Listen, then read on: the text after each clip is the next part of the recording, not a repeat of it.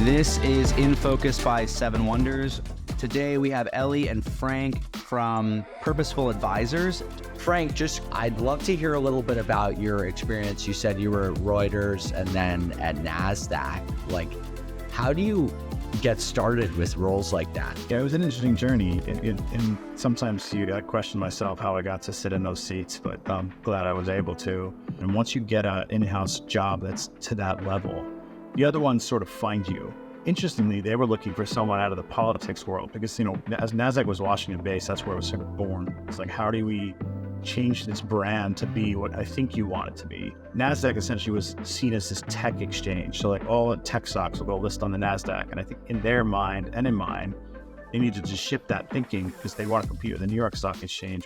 What I recognize quickly is that all these amazing people are coming through here to either ring an opening or closing bell or just to visit, but no one was thinking to talk to these people and utilize that to promote the company. So if like David Cameron, the Prime Minister of the UK at the time, came to visit, no one asked him any questions to camera, where he would be willing to do that.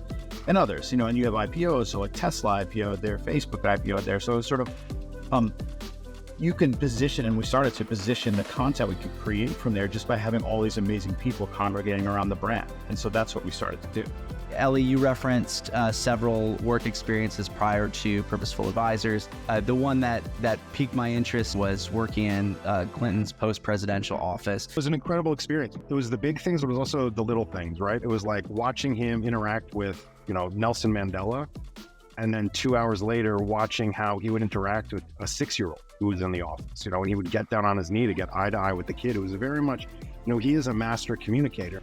What role does visual storytelling and visual media play in what you all do? Visual storytelling has always been important, which you guys are great at, because it's gone from something that is a nice to have to something that has to be done to something that now needs to be done well. So having firms like yours in place, we not just do the video, we can advise on how to create the right type of video is critical for comms. It's kind of the way of the world. Like that's everything moving in that direction. It's there now. Everyone needs to communicate visually, as well as in a written form. That's how comms has evolved.